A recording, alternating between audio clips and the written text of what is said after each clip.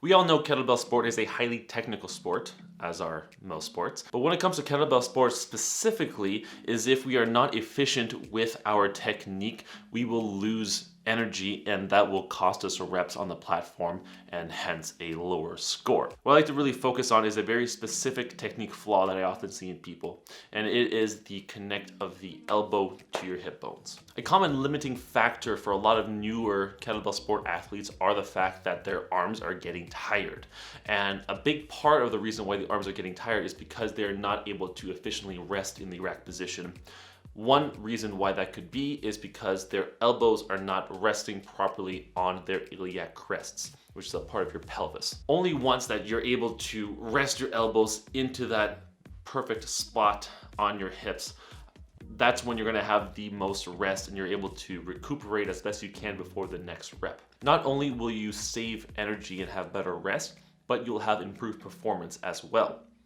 Because we're resting the elbows directly on the hips, you'll be better able to transfer energy from your legs to the kettlebells versus having some of that energy dissipated through your torso if it's not connected. Now keep in mind, we never want to compromise ideal low back position in order to get your elbows to your hips. We want to do this properly and we never want to compromise the integrity of your low back. I'm talking to you, Steve. That picture was taken a long time ago. He's gotten a heck of a lot better since. So, yeah, you're fine. You're good, Steve. And it's officially, unofficially winter. It's unofficially official winter. It's not technically winter, but it is snowing outside and it's cold, so hence the sweater and the toque. What are the factors that keep us from resting our elbows on our hips? Number one, anatomy. Let's just face it, we're all built fairly differently. Some people have long arms, some have short, some people have tall torsos, some have short. If you have relatively short arms compared and a longer torso, you're gonna have that much more distance from your elbow to your iliac crest. There's nothing we can do about that. Everybody is born differently. You may have more of an advantage if you have relatively long arms and a shorter torso. Another factor is having increased belly fat. Now, if you have a little bit of a larger belly, that might get in the way physically of you reaching your hip bones. And of course, lastly, lack of mobility. And this is lack of mobility in the proper places. Because oftentimes when we lack mobility in where we should have mobility, we make up for it for excessive flexibility in other places, which may lead to injuries down the line. Now that we know our limiting factors, how can we overcome them?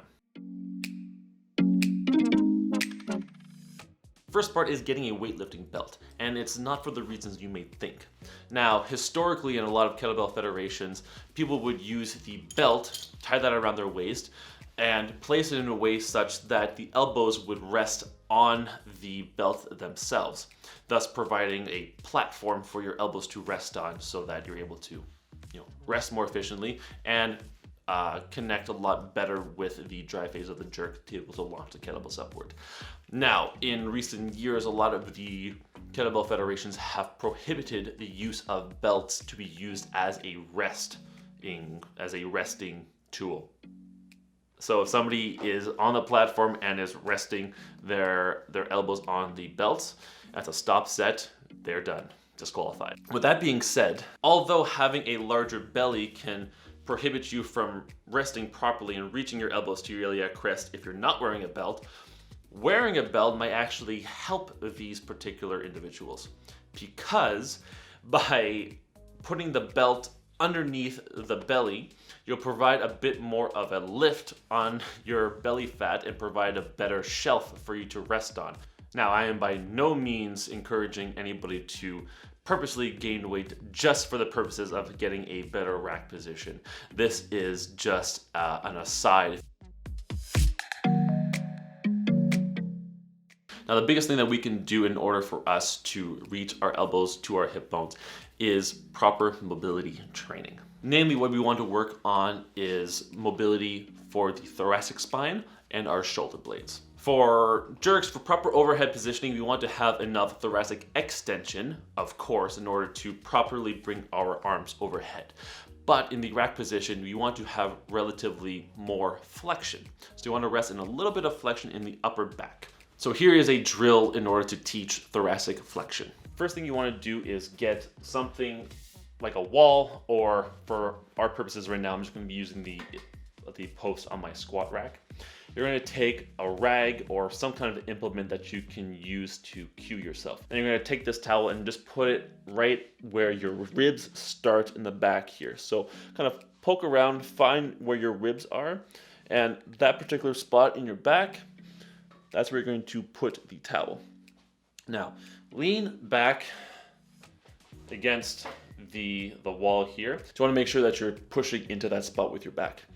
Now, all we're going to do is one segment at a time, is start all the way up here and work our way down, go into flexion while we're making sure that the towel still remains on the wall.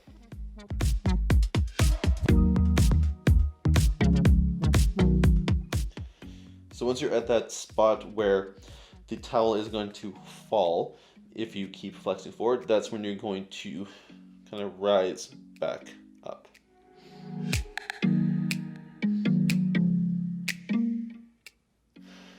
So yes, dare I say it, it is the top portion of the Jefferson curl. I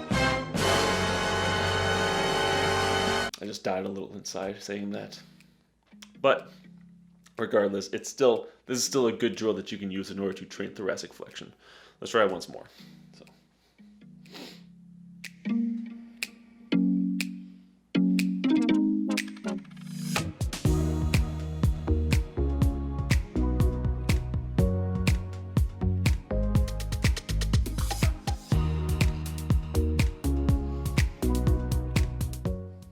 Now, if you're having a lot of difficulty performing this particular movement, you feel very stuck in the thoracic spine, it's just not moving at all, visiting a manual therapist can help to jumpstart this whole process for you. So I highly recommend finding one in your area that you trust. And next is scapular mobility. Now, most people think about shoulder blades need to be back and down. They always have to stay there. That is some very old school thinking, quite frankly. So one of the things we know now is that the shoulder blade should be able to move freely and have lots of range of motion, but still under control, of course. Now, for our shoulder blades in the rack position, we want to make sure that our shoulder blades have enough protraction and depression, so they are able to go forward and down. Kind of think about a bodybuilder performing a kind of that double lat pose. So a nice wide back. So think about wide back, but now down. That's kind of the position that we want our shoulder blades to be in. Now, before we get to there, we want to be able to teach your body how to move your shoulder blades in a full range of motion. Click the link on the top right of the screen right now to view a video of me demonstrating how to perform shoulder carves. Now, once we've got that pat, we can learn how to really train the protraction, depression, specifically. This next drill is going to help teach that protraction and depressed shoulder blade position.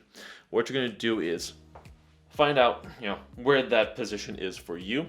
So you find that angle of your upper arm here, then set it up so that you have the safety bar here on the squat rack set up in that position here. So you want to make sure here. Now what we're going to do now is lean away from it a little bit more, so we're getting even more protraction and depression of the shoulder blades. Now, once we're in this position, there's different things that we can do in order to train this position. So what I want to do now in order to activate these muscles, there's different things we can do, but in order to train this position, we want to activate our muscles in this stretch position. So first thing we can do is making sure here, nice and steady, and we're just going to work on retracting and elevating our shoulder blades. So I'm trying to do this motion, trying to pull away from the bar, but the bar is not going to move. So you're just going to be staying in that stretch position, but those muscles are now going to be active. Hold that for a good 30 seconds or so, and then relax those muscles so you'll be able to maybe sink a little bit further. And what you're going to do now is try to push the bar away from you. So the muscles in the front here are going to become fairly active. So push even further. So now you should be feeling even more of a stretch in your shoulder blades or your rhomboids up here, but the pec muscles will be squeezing. Do that for another 30 seconds and repeat that again. So you're in that position for a total of 2 minutes.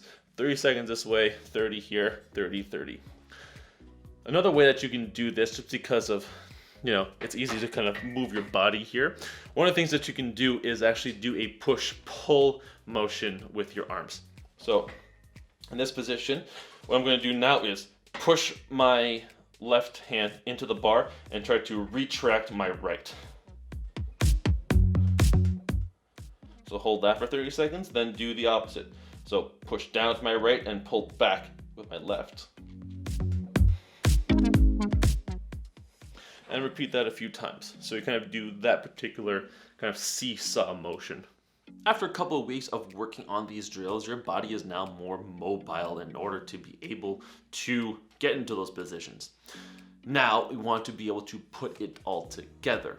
Now, I've touched upon this in other videos, and most people that do kettlebell sport already kind of know this part, but when you are performing jerks per se, so if you're doing jerk or long cycle, you really want to make sure that the shirt that you're wearing is a heavy cotton shirt and that you are wetting the shirt where your elbows make contact. What this does is helps to increase the friction on the shirt to your elbows so that you're not as likely to slip off. That's key. That's number one. Ironically enough too, using heavier kettlebells will actually probably help with this as well, because the excess weight you're going to be able to, it's easier for you to sink your elbows down and into the shirt. So if you're having more mass onto the shirt, that increases the friction even more. So it's kind of ironic that using heavier kettlebells, you might be able to get more rest than if you were to use lighter kettlebells.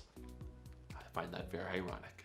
And lastly, I have seen this error so many times on the platform, is when people are losing contact from the elbows to the iliac crest in the first dip of the kettlebell jerk.